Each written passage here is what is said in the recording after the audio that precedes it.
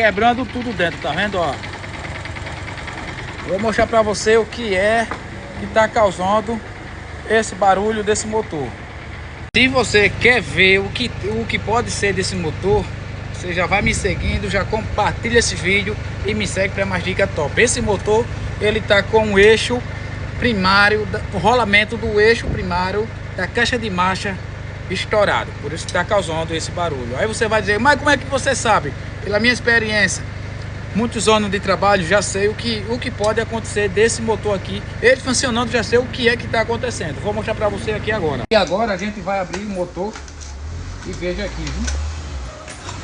O defeito. Aqui você vai dizer, mas rapaz, será que você, como é que você sabe assim, tal? Isso aqui. Aí às vezes tem gente que não sabe, né? Aí condena, aí vai condena biela, condena um monte de coisa. Condena biela, condena um monte de coisa.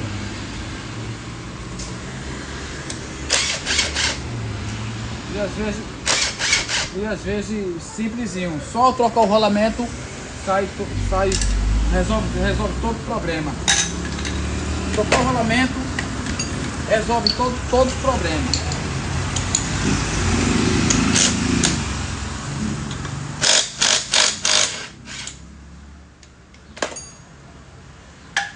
Vem aqui. Vou mostrar pra você aqui.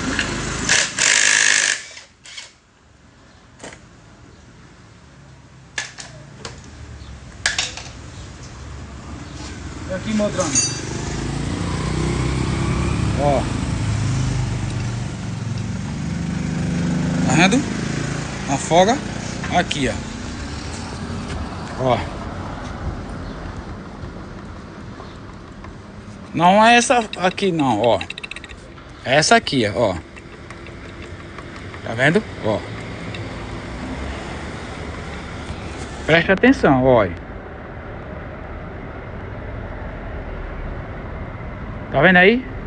Já me segue, já comenta, compartilha esse vídeo. E aqui é nós aqui, viu? Aí, ó, vamos ter que abrir esse motor geral para fazer essa troca aqui desse rolamento. Aí vai para a parte 2 dos vídeos.